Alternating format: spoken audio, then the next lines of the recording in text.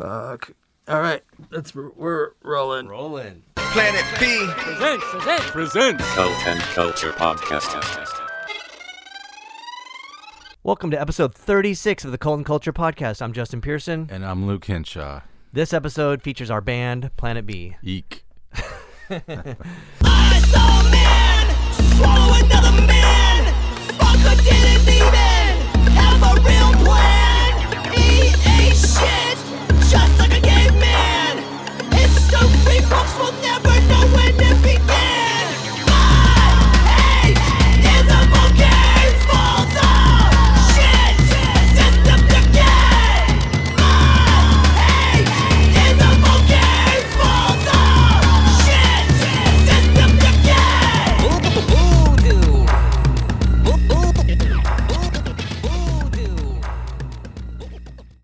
It's pretty weird having ourselves and our own band on a podcast, but I think it is warranted. And besides, fuck everybody, we can do whatever we want. Mm-hmm.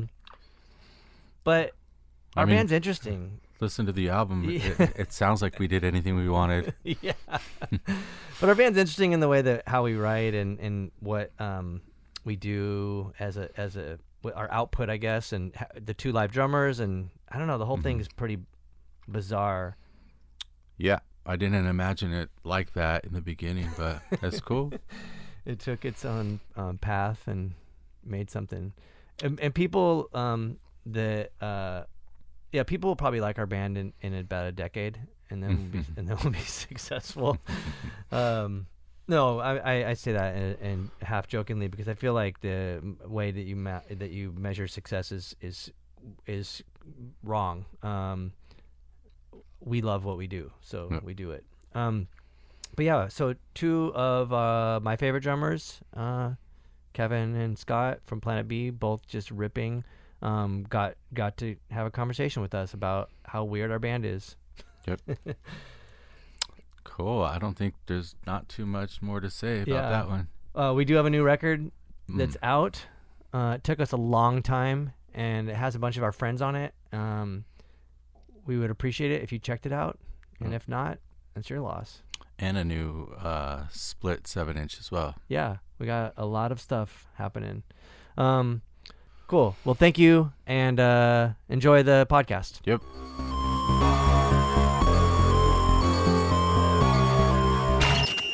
Hey, I'm JP. I'm LH. Wow. Hey, I'm Luke Henshaw, Planet B. Kevin Avery, Planet B. I'm Scott in Planet B. Cool. Where did this all begin? Okay, I'm going to go ahead and just start this. Dive into it. I will. I'm diving in. It's interesting to be in a band with 3 drummers. So that's the thing that I would like to approach, how I'd like to approach it, because I think I've obsessed over bands with multiple drummers, and so I pushed Luke to let this happen because he was kind of controlling it for a minute. And I thought the Melvins having 2 drummers was the coolest thing. It was like very symmetrical, but also just bands with like extra percussion was always cooler to me as a kid, except for Grateful Dead. I thought that was boring, but still is cool though. You know, I was like, oh shit, they got 2 people doing it. Because they have 2 guitars and sometimes 2 singers, like whatever band, but you know, boring. 2 drummers, fucking cool. But we have 3, and people don't really always know what the hell you're doing, Luke. So do you want to go into this and explain your button pushing? Yeah, that's what it is.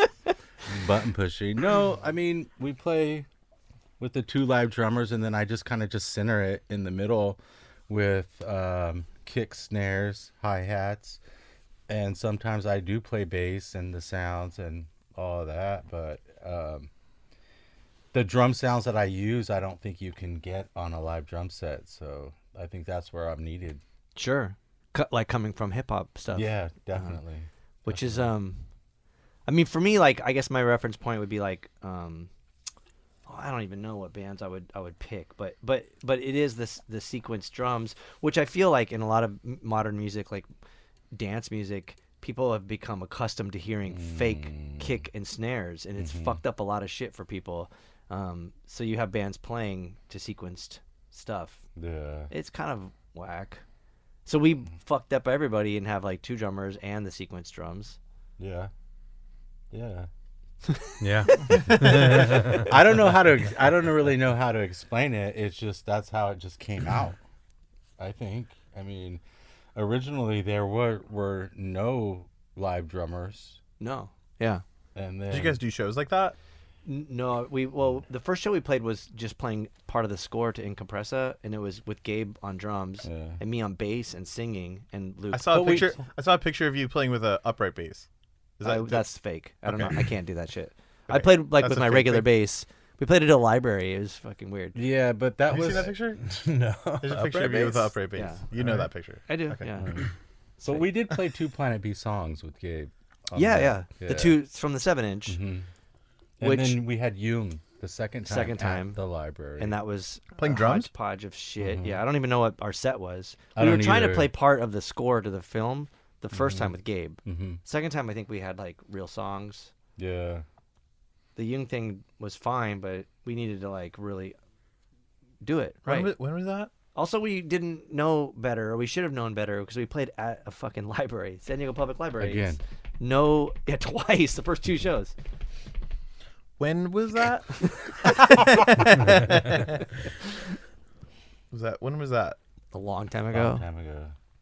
2017. Were there the songs that were on like the first record? There were the those made songs yet, or on the just the 7-inch. film, the film The score Joint stuff? Occult with the moon. Yeah. Yeah. Oh. So 2 songs from that, and then a bunch of the score material. So But it was also like they were showing Incompresa, so we played as Before part the- of it. Yeah, part of the right. film. And the second time was a real show. It was like, which was crazy too, because Author and Punisher played, and like in the library, it just didn't really sound great. No offense to the library or Author and Punisher or us, it just was a bad. No, the sound guy at the library was a complete fucking dick and dicked us out. That's sick. But also on top of that, though, it just was even like talking to Tristan. He was like, "Yeah, this is weird. There's no Yeah. PA." That one was for Sam's. No, the noise. Stay Strange. Yeah.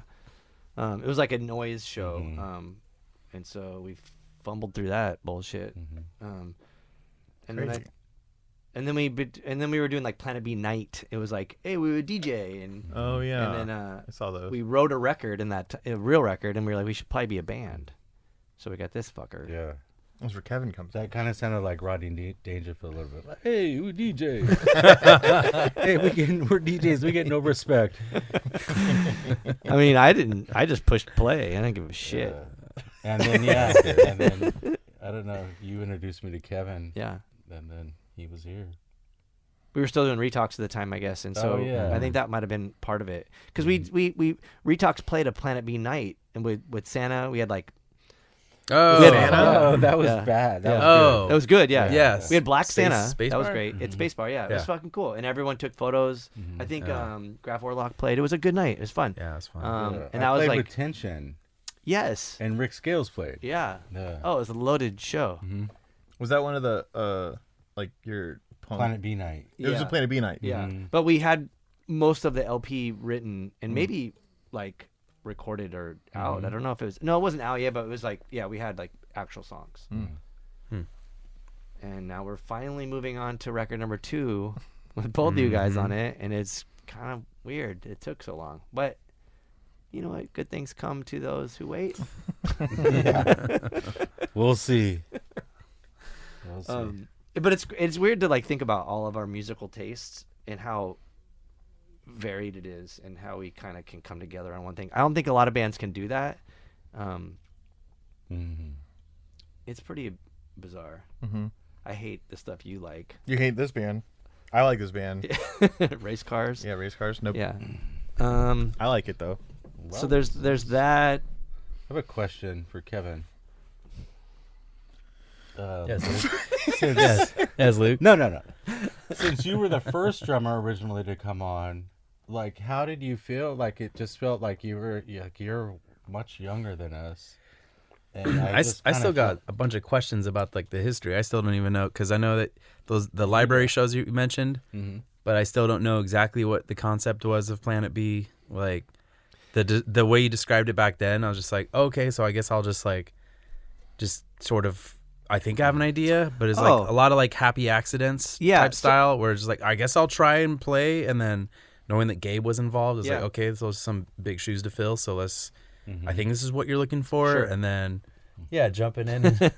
I But don't know. I don't know what you're looking for. Well, I mean, I'm not didn't trying either. to. I don't. I've been grateful to be graced with all the projects I've been in have great drummers, and so that was obviously a no-brainers. But the thing I forgot about was, so for Incompresa, Gabe and I wrote 2 songs. They're like punk kind of songs that were for the film, and so we had like these 2 songs, and then we had Planet B as a thing, but we were doing the score, so we had kind of like the Incompresa 7-inch came out, and the Planet B 7-inch. So there's 4 like normal songs, but we took these like punk songs and Luke played over them with samples. And then when you were doing that, was there an idea of like actually taking it, like making it a live thing beyond studio? It's No, fun. it It wasn't. We were like just gonna do a studio thing, and he kept pushing to be a band, and I was like, man, fuck this, because I kind of learned. Well, I learned the hard way with All Leather, which was similar, sort of in the electronic world of stuff. It fucking sucked playing. No offense to the Che, but like playing the Che, you need subs. You need like a killer sound system. You need a sound system. So we not played an the amp. 2 shows at the library, and I was like, man, fuck that shit. But like, from before that, I can talk about this, but like the origin of it was us meeting, and then Where was that? well, I don't know. no, that was your studio. Yeah, I was at my studio, and my old cocaine dealer brought you by, and which I always frowned upon because I hated people bringing people by. I don't know why he brought me by. I don't know do cocaine. either. Yeah, it was but weird. I'm glad now, you know. But then it was like, oh, dude from the Locust, and then you and I were just kind of talking, and then we ended up doing the Pig's Orphan remix. Okay. Oh And yeah, then- you're on that. And then That's I was right. shooting you a bunch of like different beats. Yeah.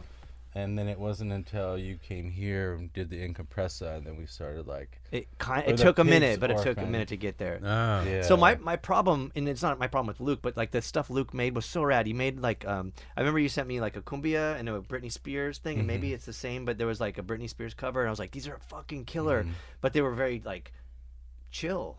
And so I kept trying to. He was like, sing on them, and there was just some asshole yelling on this shit that wasn't like aggressive. So I was like, this is really difficult for me to Yeah. justify my voice on this. Yeah, the point was for you to sing at 120 and my beat would be at 60 BPM. Yeah, but what do you mean? Well, if like that's was the way I did all those Britney Spears tracks Yeah. and the Janet Jackson Oh, so you would and all that shit. speed up my voice? Yeah, their voice would be, they would be singing at like 120, which is typical dance shit. Yeah. And then I would make a beat that was at 60 BPM and it would match up.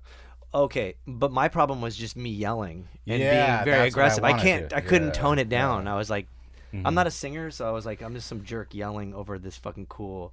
I would love to do a Britney Spears cover. We tried. We played it the one time Right. with you. Yeah, it was cool. Eh. I mean, yeah, one of those things where like Now we could probably do it. Yeah. like we the approached recording it- was cool. I don't know. I don't know. Yeah, Yeah. I think Let's I do think it it's for the still worth Christmas trying it show. out. Let's do it again. It's a good song. It was cool to do a Britney song, and people responded to it, but it was still like, I don't think it was executed very well. Maybe not. I'm not like criticizing anybody in specific. I just think it needed some work. Mm-hmm.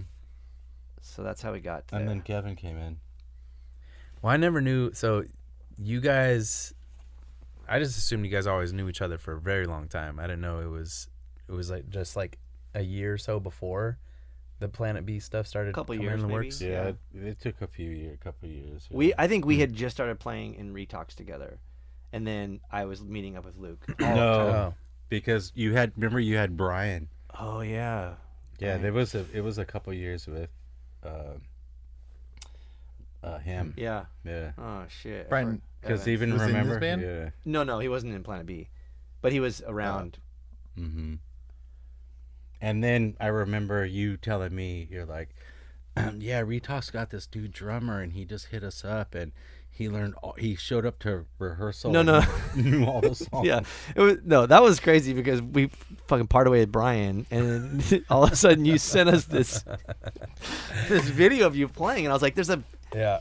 There's another drummer that's like a bit more handsomer than Brian, long hair, playing an acrylic Ludwig drum set like Brian and playing all this shit right. And I was like, who's this guy? It's like he did us a solid by. Well, he made it sound like it was like, all right, I'm gonna let the guys know they're expecting the video. He did not. He know. didn't say anything. He just gave me your email. I'm like, all right, here it is. That's what, I remember writing you back, being like, "Hey, I don't mean to Which be a is dick, funny, but who dude. the fuck are you?" And I want to start doing that for people. Just like here's their email. They're expecting your message. Just go ahead and send it. Yeah. Yeah. Because when we parted ways with Brian, it did not end well, and so we were like, "Who is this random guy sending us a video that we could really use this guy in our band?" And it was great. Yeah. We upgraded to a much more handsomer version, much more sane. That's how I came on the scene. And then this guy, I was just asked to do it. that was the first. What was the first one we did? It was like At Lombardo. just before COVID. Yeah. Yeah. March 5th, 2020. First rehearsal, first time listening to the songs was March 3rd. And we were only supposed to do like 2 songs or whatever. Yeah, and we were I gonna, just like- kind of picked it up. We started rehearsing the set, and we're like, "Let's just do half with you," and then we're like, "Just do one more." I'm like, "We just do it all." Yeah.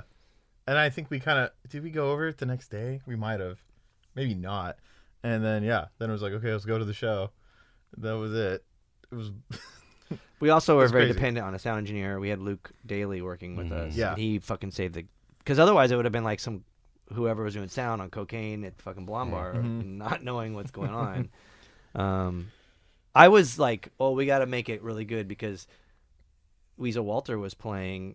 Oh, yeah. But not playing drums. Yeah, But still, playing as a guitar. drummer, I'm like, Yeah. fuck, we gotta like, because I Impress hate him. that shit, man. When there's like, it's fine when there's like random people, but when there's like, your peers and the crowd, you're like, we have to be really good for that person. And I was like, Weasel is a son of a bitch in a great way, but he's like very critical and hates everything, and everything sucks. And I was like, we need to fucking be ripping. And I think, I mean, he didn't say we sucked, so I guess we did all right. Yeah, that was right before everything got shut down. It was next day. It was like, it was. I went to see Photocrime the next day, and then that night was like, at midnight, everything's like got to shut down. I bet everyone at Blombar had COVID, just we didn't know or care Maybe. at the time. Yeah. That was They had pretty wild. They had more than COVID. Yeah.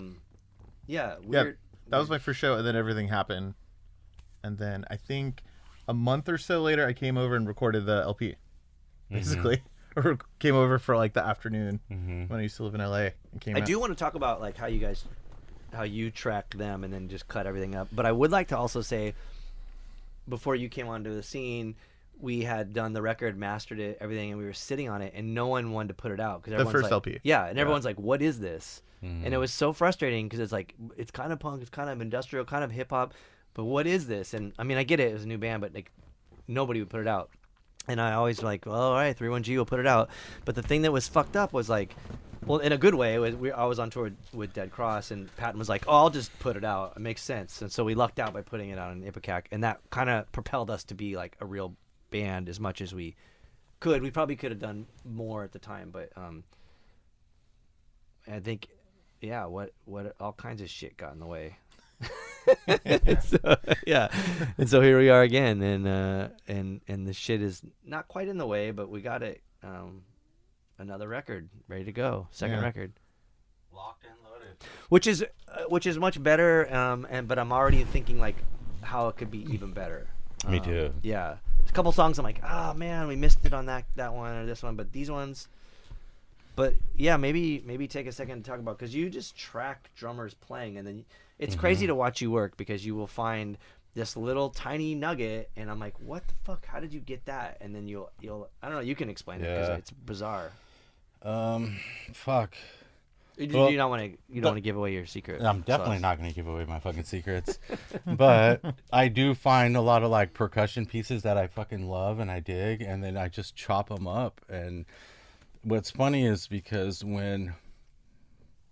after the first Planet B came out, I was like not over it, like it was just like, I don't think I can do a second one. I don't think I can do a fucking second album, or at least not right now. And then this guy posted a fucking drum. I remember, like, I'm going to the studio and I have nothing to do, and I was not in the mood to even touch any kind of Planet B shit. And this guy on Instagram posted this drum beat, and I went and came here, hooked up my phone to that drum beat, and that's what sparked the very first song of the fucking this new album. And then that's what got me into being like, yeah, let's do a second album. So, because on the first album, there's only, it's like Manure Rally and then maybe Come Boogeyman that have two like drum lines like intertwined, right? Like, No, all of them do. I mean, there's Gabe. Manure Rally is Ginger Baker. It's from a Ginger Baker documentary. yeah, the ride part, yeah. Yeah. But then, and also we used some of Martin Atkins on the his stems. yeah. But which are from two different songs. yeah, but for the most part, I felt like it was always one acoustic drum line and then synthetic, like a, I don't know, like 808 or something. Laid on, but it wasn't like two like full beats where it was like I don't know. Most of it's layered as where the new one has the two different beats with these two guys. Yeah. And then the MPC, so 3. It gets pretty chaotic. I mean, fuck. I guess, I mean, it's not a big fucking secret, but both of these guys know, and Gabe, I did the same thing with Gabe, is I just tell them to fucking record. Yeah. Like a BPM, right? Yeah, say, hey, this BPM. And then I go walk to the liquor store and go get us some beers. And then 10 minutes later, I'm like, okay, let's switch the BPM. Take a break. And then we go and cut it up. And then you came a second time after you came on the album. You came a second time and relayered the shit with the electronic drums. Scott or Kevin? Scott. Yeah. I only remember going once I was here for the whole afternoon. I remember you were like, okay, I got these 7 songs, do whatever you want. I did a million takes on each one, and then I assume you just like took your favorite parts, and then we did that where you just like left for a little bit while I jammed. Yeah. I only remember that.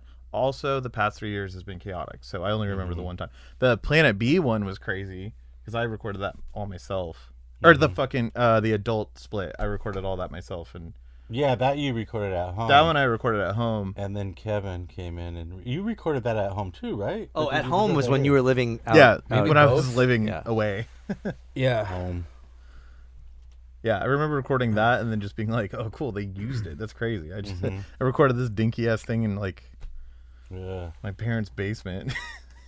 And it's like on a 7-inch. I was like, "This is wild." And it was funny to That's hear where all it. the hits are made now in fucking parents' basements. I mean, I do the hits now in my RV, but I remember playing the beat that I have and then hearing what it ended up being, and it's pretty different. Oh yeah. But we were all like, you sent me this like line, whatever the line is, the bass line or whatever. And so I just played along straight to that, and then it got shifted. But that's basically how this band works for me. Is I just come over, hang out, and or just send some stuff and go like, I don't know, and then We should take a second see to you say later. how we love Adult. I love them so much. oh yeah, they're Yeah. great. They are the best. Yeah, they're so Well, rad. Ugh. Yeah. But For a that- band with no drummers, they're the best. Yeah. No, that's a joke because we did kind of talk about that, but I don't want to talk anymore about it because it's top secret. So the layering of the drummers is fucking crazy. The electronic shit, it's like, because also too with the way you make drums, you'll put like kick on top of kick on top of kick on top of kick or snare or whatever, and it's just like Yeah. insane shit. Yeah. So I think we're all used to hearing certain kinds of snares and kicks, and what you hear is something I don't even know how to explain it. I mean, it almost moves into the non-musical realm of sound. I Yeah, think. most of them aren't. Like, I mean, I spent time.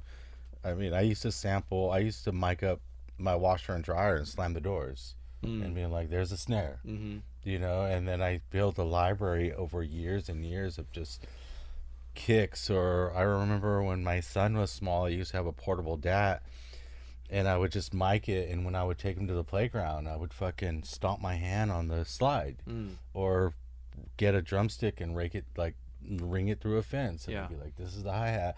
And then over years I just built sounds. But don't get me wrong, I still sample records and anything I can get my hand on. I used to fucking have a 4-track recorder from Cartoon Network when my son was watching cartoons, and I would just sit and record 30 minutes of cartoons, and when he'd go to bed I'd fucking go and listen and to find them. a little tiny piece. Dude, I set my sampler to like at 1/4 of a second and just get that little beat, and then you slow it down and it comes you know, and it's like, oh, there's the bass. And then But it's funny to think about that, because when Headwind City recorded with Ross Robinson, you think like Ross Robinson's a huge producer, and we recorded, and he was like having Gabe and I do percussion on his washer and dryer. Like, here, come and add shit on top of the drums and these pieces. And it was really funny to think that we were just fucking around on a washer and dryer. He also used the Eddie Van Halen guitar head in front of the kick drum to keep it in place, which is probably not a normal like industry move, you know. I would do that with his amp head. Yeah. Some people like those heads. Yeah, not me. Yeah. So we should get a sponsorship from Roland, but they don't give a fuck about us yet. But the rehearsals are nice with 2 of those Rolands. What is the versions that we Yeah. The TD27. Yeah. With the VOD 503s, which is the. But we'll take the next step up too if they want. Oh yeah, the 506 or whatever. or whatever the ones after that. Whatever's newest. Yeah. Yeah, the TD50 with the XLR outs. They won't take my calls though. It's weird. Yeah. Yeah. What about lyrically on the album? Like, what was your? I'm sure you don't have an exact approach to it, but the lyrics to me came out. I don't know. Your lyrics are all over the place, but in this album itself, it has a little more. There's some lines that really stand out to me, and I was just like, "Fuck," because you write at home. Yeah. So, what was your approach? Because I had a whole different approach in writing the music on this, and then I started shaping it kind of after. I heard your lyrics, and I'm like, "Oh, ease up here, rev it up here." Interesting. I mean, it's a fucked up world, so it's easy to get inspiration, which is unfortunate. But I don't know. There's a lot of things that I draw from. Like for me, I like to address. I mean, it's all to me. The personal is the political, so it is all political in a sense. I like to hide it in humor. So when I talk about like buttholes and farting and whatever, like. I'm talking about like politics, and so it like translates a little bit better. But I also like mean lines. I like saying like, I don't know. I mean, I don't want to give things away, but there's certain lines like, just fuck you kind of thing. Not so stripped down. Gotcha, die or at least resign. Yeah, like that's a good one. It's a good one, yeah. It sounds tough and it's very impactful, I think. But I like to use metaphors, and I also like to have reoccurring ones. And I don't criticize this, but like there were times where you were like, you're saying the same thing, and I'm like, but I like to always sing about these kind of topics. There's a couple of vocalists or lyricists that I grew up really liking. How and I don't want to name them because one of them I don't like, and the other one I don't want to give it away, but like they would have like albums that like thematically talk about the same kind of stuff, and I liked that. I made it like its own language sort of. So every time you were talking about, I don't know, like I'm trying off the top of my head, I'm like struggling to think of something. But like if you're talking about like chocolate, I don't know, whatever, like it meant, it was always like, let's talk about like, well, okay, not to rip anybody off or to expose anyone, but like I remember like Aaron Montaigne from Antioch Arrow on the last Antioch Arrow record just sang about all this candy, and I thought it was so bizarre, and I don't know what the fuck he was ever singing about, but he was I just thought, oh, that might be an interesting way to like approach it. Instead of saying like you hate cops, you could say something about, I don't know, candy or whatever, like just kind of spin it differently. But there's a couple things that I know what they're about, in the lyrics that were like Trump era politics, and I'm like, oh man, it's so weird that fucker got into these lyrics. I mean, I don't know. Yeah. There's just certain phrases you're like, oh, I know what that's about. But also, like, we wrote a lot of it during the pandemic. There was a lot of shit, like white power shit, that I was fucking hating, and there's a lot of stuff about race. Yeah, there's a lot of stuff about race that comes up in it. I don't know. I mean, it's just look at the world we live in. Yeah. The environment too. Also, like the theme of Planet B, like as like this thing, like the planet is fucked, and so there's a lot of that, like doom, kind of like we're Planet B being Mars, where Elon's going. No. maybe no. Well, there is this movie called I forgot what the movie's called, but in Another Planet or something, but they have like Earth 2 in the movie. Oh yeah. And I was like, oh, that's pretty rad. So before even like Planet B was a term that people use now for the environment, I was, when I thought of the name Planet B, I didn't know that there was like a term as it is. I got it from that film where they kept saying like Earth 2, and there was like this mirrored other Earth, but it had the same human inhabitants on both planets. But I thought like, oh, instead of like a band called Earth 2, Planet B, and I was like, that's cool, and like that's why I suggested that before it was a thing. Earth 2 would be funny because there's the band Earth. 2. Yeah. Like number 2. I hated the fucking name Planet B. I hated it too, and I was still like, kinda do. no, but I'm like, we don't have a name. But I like it now. It grew on me. Yeah. Being like the new guy, the newest of the new guys. Are you the youngest? How old We're are you? almost the same. We're like the same age. Yeah. I'm 31, 32 in a month or so. I'm 31, 32. I'm 30. No. I'm No, 30, not your gene size. 33. What is it? The end of November. So in like 3 weeks, I'll be 32. Oh, cool. How old are you? How old are you? 32. You're 32 right now. Yeah, 32. You're older than Like actually, Physically?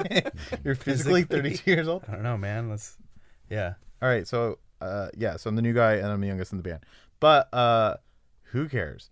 My thought on the band before the name, and it kind of works like aesthetically. Plus, the new 7-inch aesthetically, I think is also this like and like the sounds that you do usually.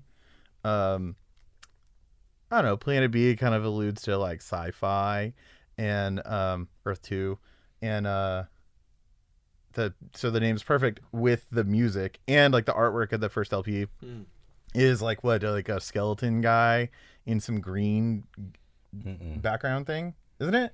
Yeah, It is, yeah. But that's what it looks like when you're just some guy. Like I'm just some like when that came out, I was like, oh, cool, whatever, That's an interesting one though too, because he took the photo, right? Didn't you take it or My something? brother took it. I was there. My brother Yeah. took the photo. To me, it looks like some guy coming out of like in a green world. He's or in whatever. a crematory. Yeah, it was Oh, like is that a real what's it- photo. It was really being burned, the body. Oh, okay. But it And was then- like a But John it's Doe. green. Well, we asked Brand to change No, the we color. changed It it. was Oh, all okay. orange and stuff, and I was like, oh, make it green, because that seemed like sci-fi. Yeah. So that okay, cool. So that's what you guys were going Yeah. for, like. But I wish, but like it didn't. I mean, it's cool to know the history of the photo, but like if you don't know the history of the photo, it doesn't seem as rad. It like just looks like To me, it looks like some guy coming, maybe a fucked up guy yeah, in a green world. yeah. A, But he's a like Planet B. sideways, right, laying down. Yeah, he's laying down. You're yeah. like, oh, maybe this dude's Yeah. laying down, or is he crawling? Like I didn't really know. Mm.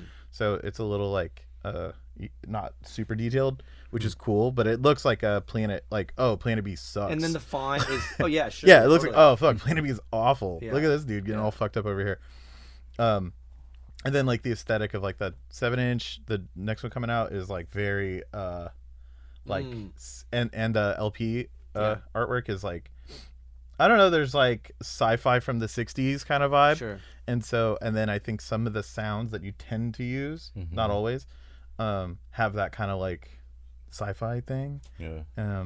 Which I think is like pretty cool. And then nobody's doing that. And then also, was it? I think one time you told me your references are like Public Enemy and in NWA or something. Didn't you say that, or some your musical I references? love those two bands. Yeah. I love them too, but I think because we were on tour with a different band, and I was like, yeah, this is the hip hop I like. And then you were like, this stuff is boring.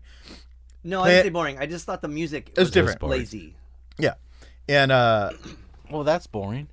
Yeah, and What? so Lazy? then Yeah. you were like Planet B, like we're trying to go for like the more like hard, like maybe like NWA or something, like those kinds of To me, harder sort of stuff. I think I referenced Public Enemy. Sorry, but like Public Public Enemy. Enemy is so layered. There's so much Yeah. density to it. Like Yeah. the stuff you were playing was like you could hear like the one drum line and the one synth line and the rapper. Yeah, it's and I was great. like, why isn't there just more shit happening? Yeah.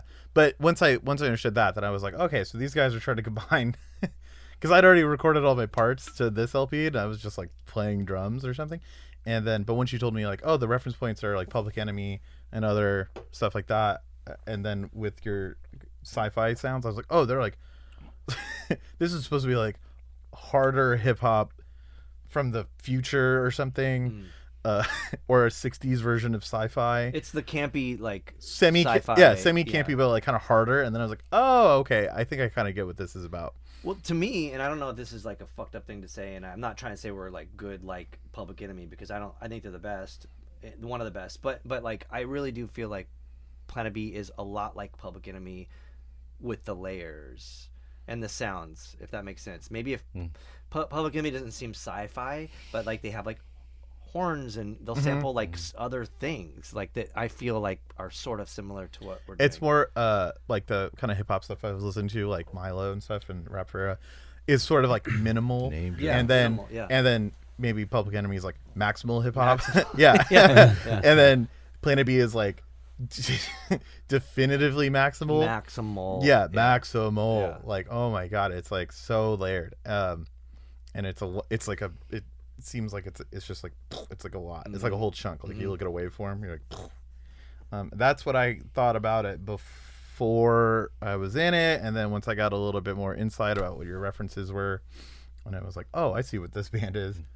Kind of an interesting thing. And this is this is only the second LP, so it's still figuring out what is going on. Are we breaking up after this? No, well maybe we I have could. to write another album.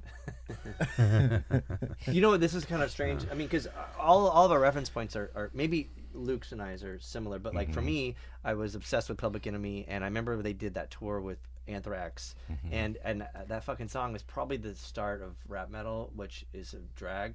But I remember seeing them play with Anthrax's drummer, and I was just like, "Fuck, man!" Like Public Enemy with a drummer is sick. And that was when I was 16, and it stuck with me, and I was like, hip hop with a fucking ripping drummer is so sick. And then you're like, let's get two. Let's just one up Public Enemy. Yeah, and Anthrax. yeah. I mean, we needed. Well, if one of you guys would wear a clock. That would. Well, I also wish we had a second singer, and Luke won't let that happen. But it'd be fucking rad to have a second singer. Damn. I know, a second singer would be so sick. Yeah. Yep. Be like a real band. I know. But And then a second MPC. Yeah, Well, then if we you need, want- you already have well, two MPCs, We need but a yeah. third Oh, and fourth. we'll Yeah. call ourselves Mirrors. Okay. Planet C. There is the funny thing about Howard Stern when he had Dale Crover on. He was like, "You were in Nirvana. Why couldn't one drummer do it? Like, why'd they need two? Are you like a terrible drummer?" And it's just funny like to hear. I mean, Howard Stern's cool and stuff, but like he couldn't understand like why you would want two drummers. And I was like, dude, Dale Crover and was it Dale Crover and what's his fuck from. Cody that was in Melvin. Oh, he was talking about Melvin's. Melvin. So he was like, Nirvana didn't do that. Yeah. So it was Melvin's, and then he was like, which is fucked up because he's talking about like all of these sick ass drummers, and doesn't understand that like just get two sick ass drummers together. It's fucking cool. And he didn't understand that. You only need one. I don't know. It's like, what's his name? He had Robin, right? That was his like sidekick. It's Howard Stern. Howard Stern, yeah. Like what? You need Robin to fucking make your. I feel like he knows. He's saying dumb. He's asking dumb questions just like intentionally. You think he knew? Because I've heard I've heard clips like that where he says stuff where I'm like, come on, dude. Like, you're just trying to provoke. Like Maybe. Totally. Maybe he was fucking with Dale. he's done that with like a couple of those. Anytime he has like a rock legend on, he always asks one question where it's just like, you should really know He acts better. oblivious. He acts, yeah. But no. Okay, so I fucked it up because he was giving Dale a hard time about leaving Nirvana, and now I was like, "What the fuck? Why was he saying the two drummer thing?" So then he was saying like, "Well, I guess I don't know Dale's lineage, but I guess he left Nirvana, but was doing Melvin's or started Melvin's right after, whatever it was." Oh, yeah. And then it was like Melvin's ended up. Well, I guess during the podcast or when he had him on the interview is when he was with Cody. Oh yeah. And I was like, "Man, your head is so far up your ass if you can't understand you have two sick ass drummers together. No, that's a good, because that pissed me off when I first heard that, and I'm just like, he should know better. And then like a week later, I was like, oh, he did know. He's just trying to provoke. I was just like, it like sat in my head. I'm just like, so I think the clip title is just like Howard asking like why, like, oh, this drummer probably feels dumb that Nirvana was about to become the biggest band, and it's like, how do you feel knowing that you would have been? Is like, I bet it would have been like being the whatever Beatle that could have been the fifth Beatle or whatever. Like, and no, I think it's just Howard just provoking. Because if Howard had to have seen the two of them play together, and I think no matter where you are on the spectrum of liking or not liking music or understanding it, seeing the two of them play symmetric like that was just so obviously musical, but also just like artistically laid out for people to enjoy. And that was like I think like, yeah, so I see what you're saying, which comes back to like our last show we played where we started trying to set up with you guys facing each other, which, I mean, utilizing two drummers on having two drummers on a stage is always kind of odd, but like making it look in a symmetrical, interesting way, because I was a big fan of like this isn't two drummers, but Phantomos, they had Lombardo's gigantic kit and they would put them hard left. And then they'd have the whole band across the stage, but the drums were always on the side. And I was like, that's bizarre and very cool. And so I think we finally have figured out a way to make that. Well, I think if maybe if we had a little more design sensibilities, we could find a way to, because it is a unusual setup with like your station being that you have to commit, you need to have your space. And then we're two right-handed drummers that could be, I don't know how we can. The first show we played, we shared a cymbal. And I like that because that was an idea where we it's stole a right-handed we or ripped left-handed drummer. Oh, Yeah. you ripped them off. But Yeah, we were we also ripped it off. crammed on the fucking small stage. Yeah, but we didn't need to be.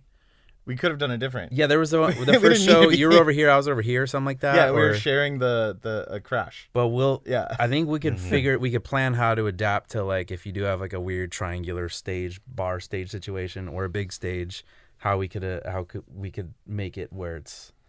Because I think that we are experimenting still, but there's got to be a cool way to make it like look cool and be aesthetic, but also functional.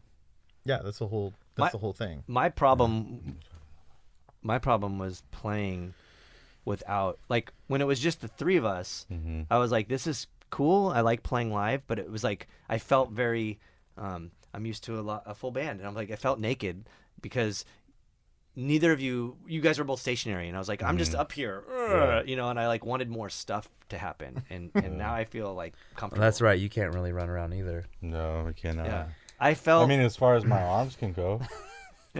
And I wasn't the first drummer, second drummer. There was like some other person that tried it, right? Our friend from here, Rhea, tried, but she ended up having a baby. Oh. She was great too, but Yeah. we never played live with her. Yeah, I just remember being like, yeah, we tried this out, didn't work out. Yeah. Anyway, Well, she was it seems like you and Kevin get along. And I was like, yeah. She was jamming, and then she's like, I'm gonna have a baby, I can't do it. I'm like, oh, that's great, but also terrible for us, but whatever. Yeah, she's rad, but it was great that it worked out, because I was like, oh, why don't we just do this? And it did obviously work. I mean, adding a new member is always weird. We know that. So yeah, adding a new member is always weird. But, Explain that. They always go a little Adam's weird. good, baby. They always go a little weird, and then they have to be removed. But I do think like all of our, I mean, I think most of our stuff, like even in Retalks and also now when you're in Cunts, like I feel like Mike Crane, the guitar player of both those bands, derives strange sounds through pedals, and that makes it kind of fits into the world of like the sci-fi shit, like. Yeah. All right. Fuck. Or I wanted to just bring this up before you switch subjects. Okay, let's go back. But the drumming layout and the look of it, King Crimson plays with 3 drummers. Yeah. And they're in the front of the stage, and then the rest of the band are on risers behind them. So they're like, sick. Oh, it looks yeah. so Yeah. dope. So they have a visual. The drummers don't know. what's going on behind them, but doesn't matter. they're all. It almost looks like a Brady Bunch kind of like that whole disco. I don't know. They're like on their own stage, and the 3 drummers are down below. Just What's the game show where there's like cubes, and then like no there's whammies. Hollywood Squares. where that'd be so fucking sick. If we could like, we don't even see each other. We're just in our own squares. That's the setup. Okay, I just figured it out. Yeah, where are we gonna play at fucking Petco Park? But I think like the drummer things. I mean, the Locust did it with Gabe. We had him up front. Because we yeah, didn't have a yeah. singer, you know. So we were like, get the fucking dude up there to do the thing, because that's really what he was, the performer. You know, he was the front man. And same with King Crimson. It's, I feel like if you have it, utilize it. That was it. Was I mean, that was just their setup for the last like 10 years or whatever. Yeah. But it looks fucking insane. Yeah. I saw one. There was this band in Chicago like 10 years ago called My Dad, and they had a bassist and a guitarist, and the guitarist did sing. Was also the vocalist, and they had 3 drummers, and all 3 drummers in a triangle would face each other, and then the bassist and guitarist would be on the opposite end of each other. I don't think they went past playing like basement shows, but you know what I mean. But like they broke up, not long after that, but they used to do that, and they were always, if they didn't have 3, they always had 2. And if you listen to the music, there's no reason for there to be 2. What was the band name? My Dad. They should have been called My 3 Dads with the 3 drummers. That would have been One of the drummers ended up, his name's Namdi. Oh, you know who that is? One of the drummers was named Namdi, and now he's got a solo thing, and he's like killing it. But I saw them play like a house show forever ago. Also, this band, like one of their first shows, Amygdala from San Antonio, their first shows were like, I think they had 3 drummers, or was it just 2? But they were like blasting and doing D beats and stuff. It was like a hardcore band with 3. That could get messy if you're not. Oh yeah, and, you know, it was funny watching it. I was like, well, I know that guy's clearly the better drummer here, and this guy's like. So when people watch us, who's the better drummer? We have our moments. Like, I know who it is. Yeah. You have your own moments. Besides Kevin, who is it? It's, Take turns sucking. It depends on who pisses me off more, pretty much.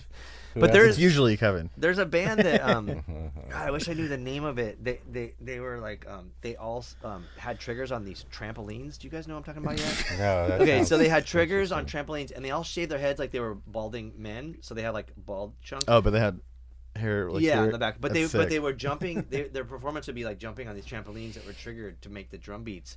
Fuck, I wish I remembered the name of it. Maybe if someone watches the podcast, they'll let us know. But I was very Or I can impressed. just look it up on my phone really You quick. maybe could, but But I I was don't very wanna. impressed how they redefined that. So it's like, oh, you see fucking weird balding looking dude, fake balding dudes on trampolines That's playing sick. the beat. What kind of venues would that band play? Some dude's house?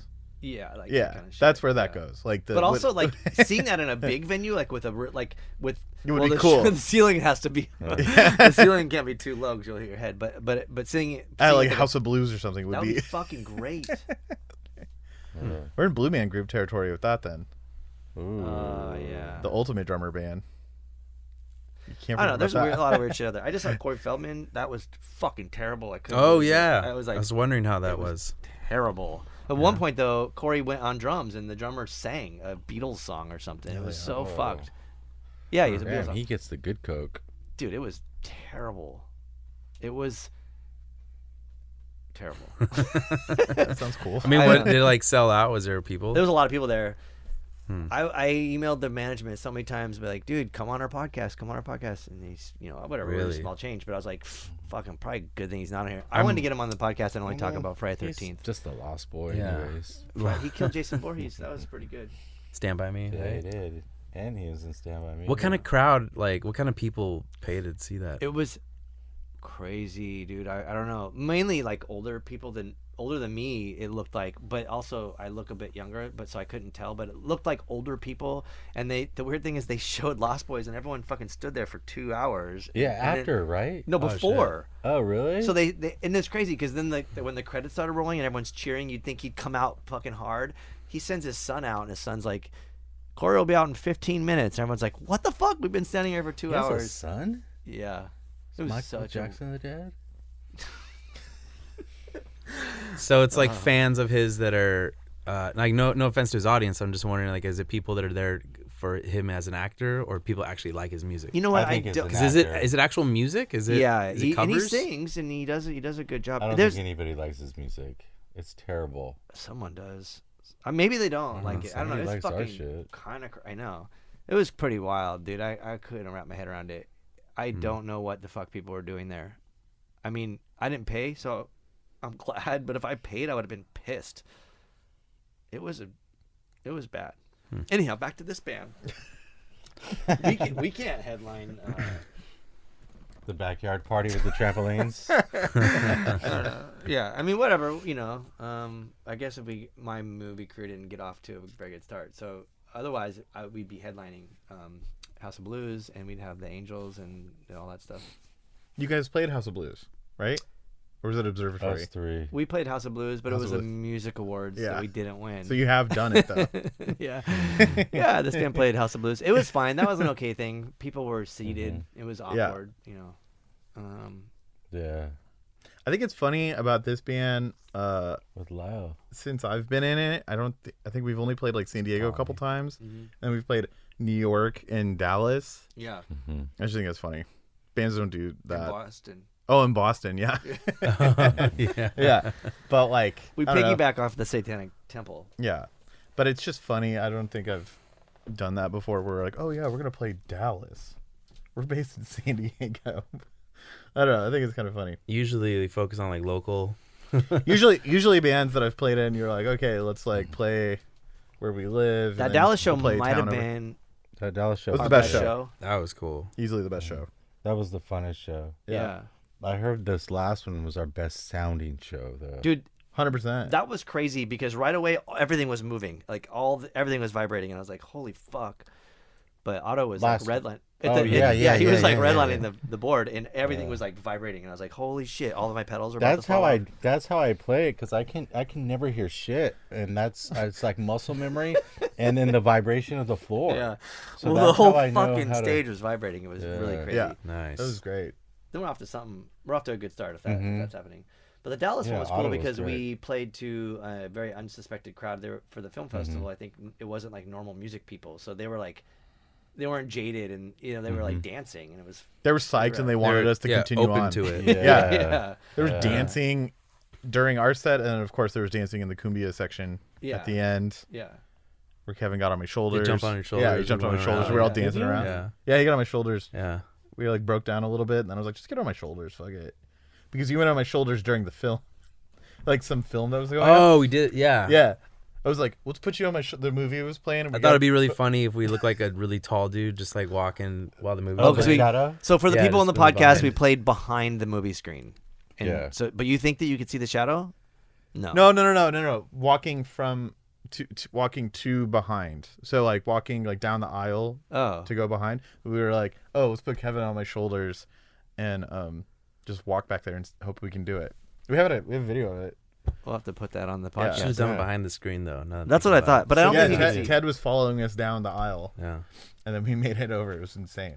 So and then I was like, basically, we you should guys were dicking out on the people trying to watch a fucking movie. Well, we did it that on the some dude. hardworking No. director. We did it on the side. We But did it that on the movie was side. bullshit. The movie wasn't bullshit, but it was afterwards the Q&A. They were talking about fucking Spider-Man and shit. I was like, dude, get it over with. The Yeah. Q&A like thing. Spider-Man? I bet The you Q- like that Star Q&A Wars. was brutal, dude. I was like, this guy needs to stop. No, I remember we were on a stage listening to him, Yeah. like getting ready to play, It was. and I remember like We weren't oh, getting this ready. is We were not waiting gonna end. forever. Yeah. Yeah, Talking about modern, new, current Spider-Man. It was bad. yeah. Who's your favorite Spider-Man? Who's Spider-Man again? So anyway, stage setup. yeah. Yeah. What was it? The Cubes? The what's the game show again? So remember? Hollywood Squares. Oh, Hollywood Yeah. Squares. Squares. Okay. All right. I'm gonna plan that out. You be the X and I'll be the O. All right. See, that's deep. Yeah. So you always want us to have guest people on the songs, which is pretty I rad. don't always want that. Oh, You mainly want that. I heard. like it. yeah, I like it too.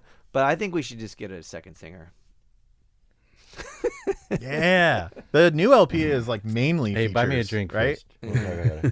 There's like it's two loaded. songs that don't have features. Yeah, maybe one. This one has a lot of features, but Yeah. there are a lot of good features. All the I don't raddest. know.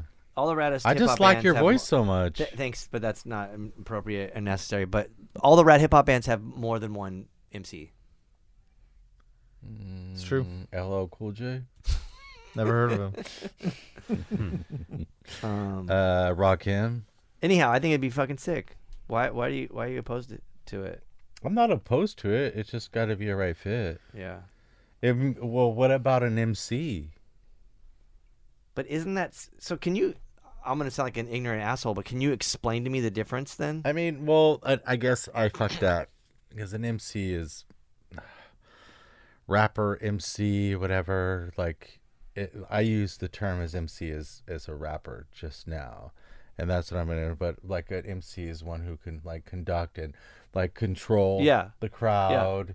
You know, in and out through. Yeah, like a hype man, shows. A hype guy. Yeah, we need Not more hype guys. necessarily a hype guy, And a hype guy though, on the because record he would be can- cool, too. He can rap like KRS-One, MC. You K- know. But KRS-One was the singer of his thing. Okay, what about like Public Enemy? Chuck D's the dude. Yeah, But Flavor Chuck D's the Flav did dude. all the hooks and whatever. Yeah, you that's know? what I mean. It's like if I would if you wanted to be up for something like that, then I would suggest getting like a rapper like Rick Scales, or something like that, as opposed to not another singer. Got it. as Yeah, you're because singing. I'm not a rapper. Mm-hmm. And which would be sick to pair, because then if we got somebody to do a 16-bar verse, I would flip the fucking style up to where it wasn't hip hop. I would go way heavy and then let you do the hip hop But, part. okay, Or so I don't know. It's just ideas. I think that's rad. But here's another thing, because all of like your homies that were the hip hop dudes, when they were hearing Planet B, they're like, this shit's fucking crazy, and they were telling me like, you should go to these rap battles and fucking do that. And then I'm thinking in my agree, you head, should. what's the difference then? Am I rapping? It's all in the same. Kind of. I don't know. But does it have to be? What does it have to be like? Why does it have to be like? And working with Rick Scales was fucking sick. But my only problem with like Rick Scales' delivery is that like he's not yelling. Like even on that song with Rick, it feels fucking crazy. I'm like, dude, I'm just yelling. And then and he does his thing. It's the best line. It is. The sheesh is the best thing for sure. But you know what I'm saying? Like I was like, like match my energy. Let's both fucking go for it. Nah, that's one thing about you. I notice you always like trying to get people to match your energy, and I don't think it works all the time. I'm more of a person that would rather contrast your energy. Yeah. Like, cause you're always like, Yeah, I think the contrasting's cooler always. yeah. It's always better. To Like me, if Rick Scales was in this band, that'd be ideal. You have like screamer, you have rapper. Yeah.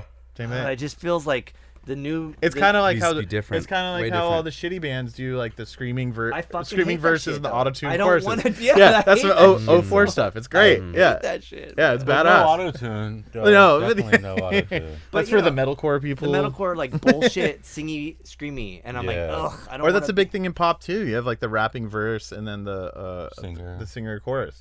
That's a classic. Yeah, that's So then you'd be like kinda lame, screaming on the too. choruses, and Rick is like on the verses. Or To me, something. I guess Something like that. my reference points are bands like Fugazi, like they both sing equally, or the Blood Brothers, they both like are the singers. You know, like no one's rapping in those examples. But like, what about I don't know, Run the Jewels? They're equal, or NWA. They're all sure. fucking equal in the way they like deliver it. It's not like the screamy dude and the not screamy dude. So like, I'll do my. Maybe we can meet in the middle. Like I'll do my best to be like that, and You gotta chill out. they could fucking go for it a little bit more. You got to chill out a little bit. No, I think that. you got to go a little more full throttle. All right, whatever. I just think it'd be You gotta get rad. into It'd be rad to triplets. like have lines split up. Like even when you hear like hip hop and you have the MC, I guess, like just tagging certain words. Like that shit's fucking sick. I would like to do that with someone else. Please don't take that away from me. Yeah, Linkin Luke. Park would do that. You're going fuck Mike every- Shinoda would be rapping. Chester Bennington would be like, I don't know. "Yo," I've never or heard whatever. of that. I've never heard that band. I just think they have a turntableist. Yeah, they get a DJ. Yeah, DJ. Ooh, you need to re-say that. Turntable or Well, I was I gonna like- say I I was gonna just say I have a like- turntable, and then I was like, he's just some guy, right, that stands there and pushes pushes. Turd Mr. Han. Taylor is. That's what you're talking about. One thing I like about being the youngest is that I have like terrible reference points. I know he's a turntable, Like when I was- but I just wanted to. I was trying to demoralize the guy and like say he's just His name's something. Mr. Han. Cool. Han Solo. Yeah, like Solo. I don't know. Was it H? Yeah. That's cool. Anyhow, I want another singer in this band if we're gonna keep going. Otherwise, we're breaking up. All right. Good to know you guys. 1 and 2. Can we say the name of the record? Yeah. Go with that. Why is that name? Why is it that? Oh man. Prediction. Fiction Fiction. prediction. Fiction prediction. I forget what it was. I don't know how we got to that point. Luke was like, "Oh, I like that." I had all these other fucking bullshit ideas, and then I stole that name. Where'd you steal from? I stole it from. Well, I didn't. When I had this something in my head because and there's I lyrics thought talking about predict and unpredict. Yeah. No, I thought I stole it from Unite. Oh.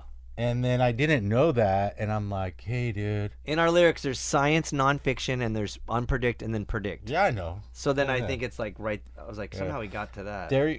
Don't give Unite the credit, dude. I'm not giving him the credit. I'm just joking. Because I fucked it up, but I told when I like it was like, oh, fiction prediction, and then I'm like, dude, I could not figure it out. I didn't know it was his shit, but me and him did a song a long time ago that he says fiction prediction, something non-fiction, and I didn't know it until afterwards. Everything was done and said, and I'm like, dude, I fucking bit your shit. And he's like, what are you talking about? I'm like, fiction prediction. And he's like, I don't ever say that. I'm like, all right, cool, never mind. I thought it was from the lyrics of that one song. That's It was from that, Yeah. but that's what drew me to that. I was like, oh, yeah. Yeah. Because it was supposed to be with fiction prediction, dumpster something, like dumpster. probably toilet something. Yeah. So the record was going to be called like Dumpster So, Toilet? yeah. And then you guys were like, that's not So going to I work. think I had his melody in my head, but with your lyrics. Yeah. Oh, Because okay. he was like, no, his line is like something completely different, but Yeah. it's those same syllables. Because I think it's two different songs where I say gamble and predict and then unpredict, and there's another song where I say it's science, nonfiction. Yeah, science, nonfiction. Yeah. Yeah. Anyhow, that's how the name came about, and So yeah, it did come from you. and then we tried to shop this to every label, and they said no, and so now it's on 31G. So fuck you, music industry. Well, just because people don't know how to label this, it's hard. Yeah. It's a band that's. I just said it's sci-fi hip-hop. It's It's already done. unmarketable. Yeah. To whom? Just sci-fi. Yeah. I just say sci-fi. Sci-fi. Sci-fi. That's kind of cool. Just leave it at that. It's Yeah, science you don't like fiction. sci-fi? Yeah, Sci-fi science Who music. doesn't fiction, like yeah. sci-fi? Well, it's funny because when I labels? so we're distributed by the Orchard digitally, and when you They when hate you Twilight Zone. when you put a record out like through the Orchard, which feeds over to Apple Music and Spotify and stuff, you pick a genre and then you pick a subgenre, and I'm like, what do I do? Like, what do I do? I don't even want to tell you guys what I picked because I think I probably fucked up. No matter what I picked, if I picked punk or hip hop, they're gonna fucking drop, or industrial. Then you get this other weird bullshit subgenres, and I'm like, man, this is fucking stupid. And then I don't know where to go from there. Yeah, I hate that shit. Usually that just gets lumped in other or experimental. Yeah. Do they have that? I don't know, but like a good example is like, well, there's a lot of people that do weird shit, but That's what I want to start saying when people like, hey, what kind of music you like? Other. Other's great. You know, when they have like genres and you're like, I don't know. But people always refer to like death grips, like, oh, that, like, even when we played, you guys are like death grips, and I'm like, I appreciate people And saying they call that shit like noise rap or something. I've heard that. But I appreciate it because I like death grips, but I'm like, how do we sound like that? I think we sound like Public Enemy. Like, to me, Yeah. I don't know. I think we sound more like Public Enemy than we do like death grips.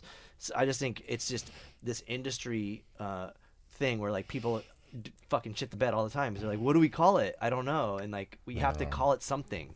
It has to be like something else. Like, why can't it just be its own shit? I struggled with it for most of my musical career, where it was just like, I'm in a band that doesn't fit in anywhere. And eventually, after a decade, people like it. But until you get to the decade, they don't like it. So we got a few more years to go.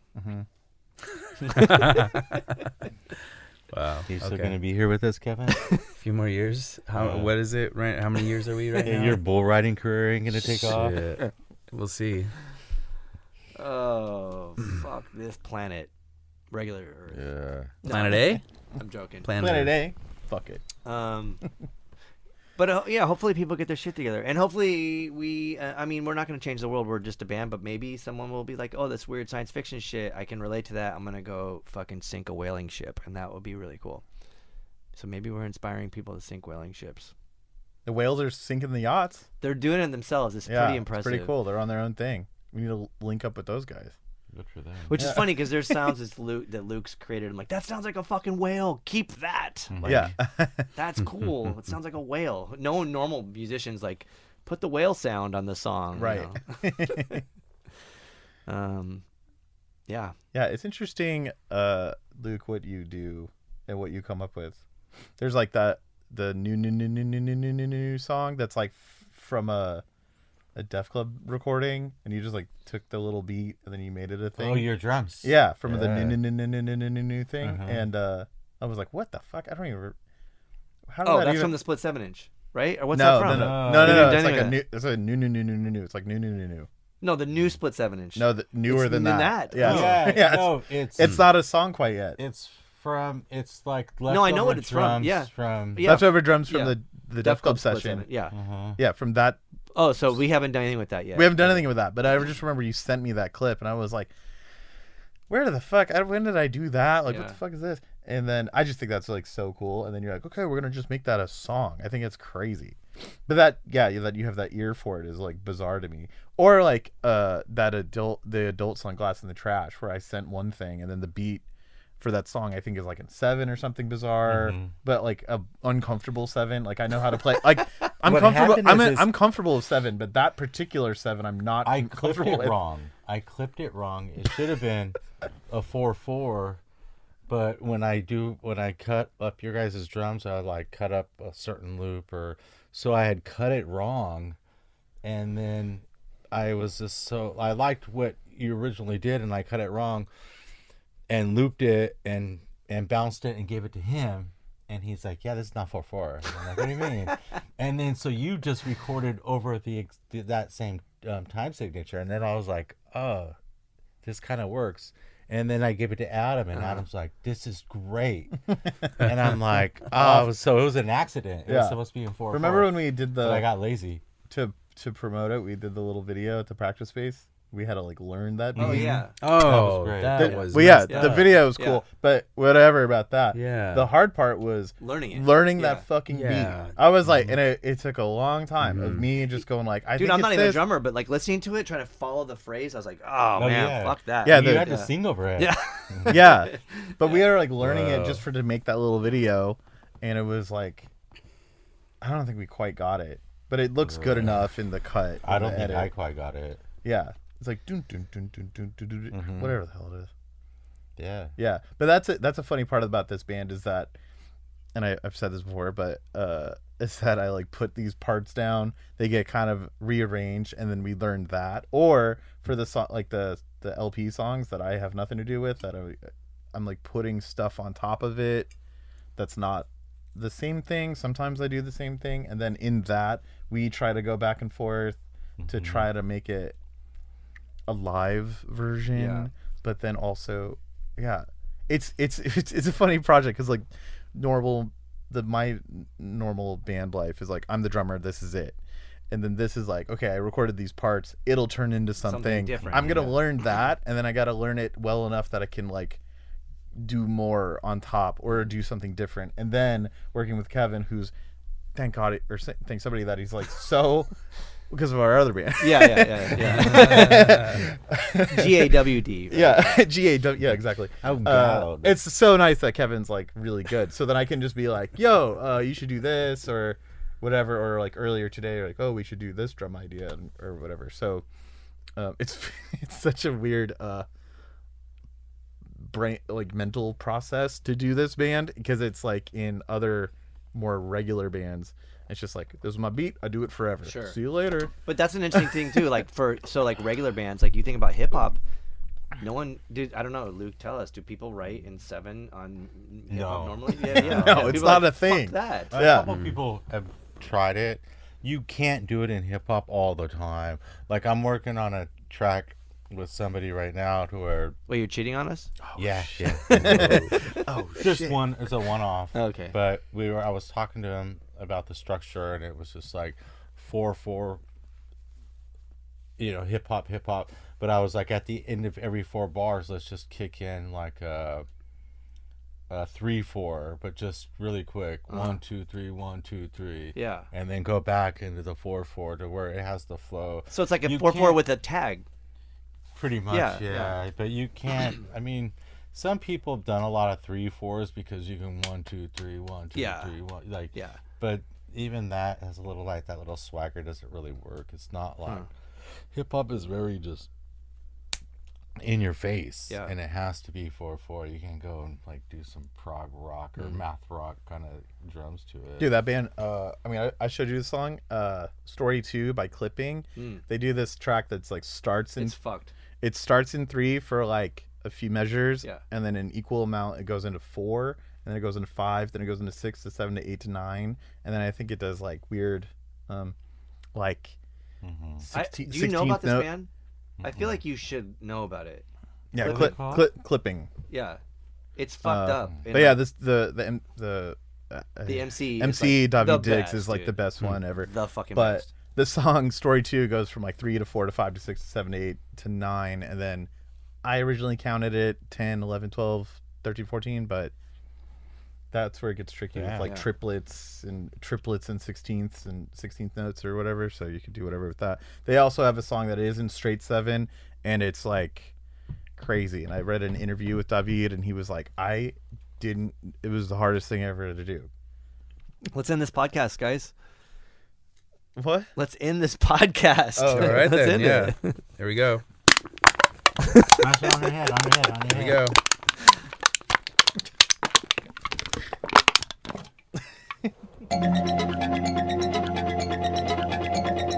Whoa.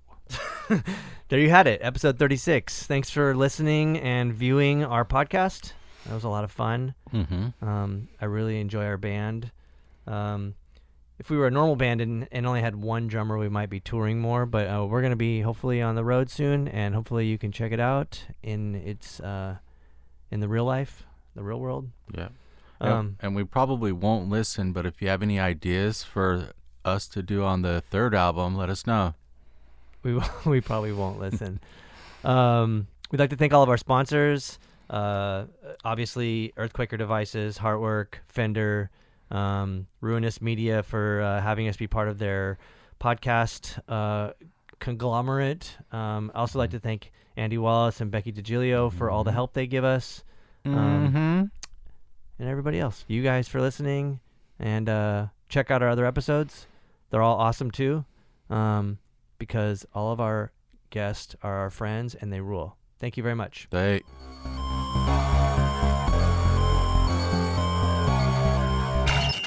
Colton Culture is proudly sponsored by Earthquaker Devices, Fender, and Heartwork Coffee. Planet B.